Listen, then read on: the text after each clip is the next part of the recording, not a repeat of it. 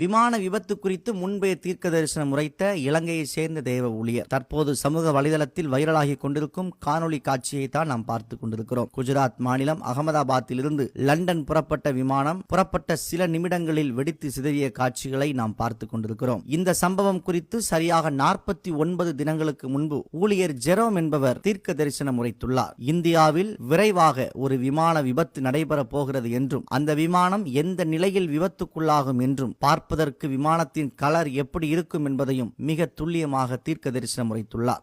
International visitors, let me save you from trouble. ජාත්‍යන්තර අමුත්තනේ මම ඔයගොල්ලෝ ප්‍රශ්න වලින් බේර ගන්නවා. If you're traveling, ඔබ සංචාරය කරනවා නම් avoid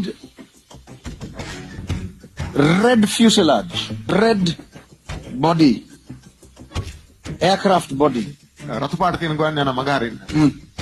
Because this is issues in the air. මේ ගුවනේ ඇති වෙන ප්‍රශ්න. This is mayday in the air. Mayday in the air.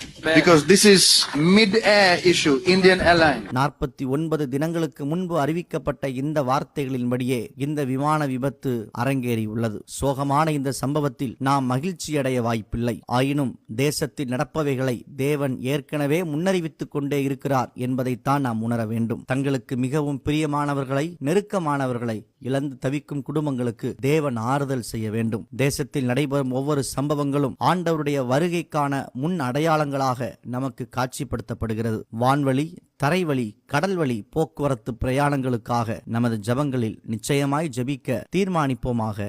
நன்றி.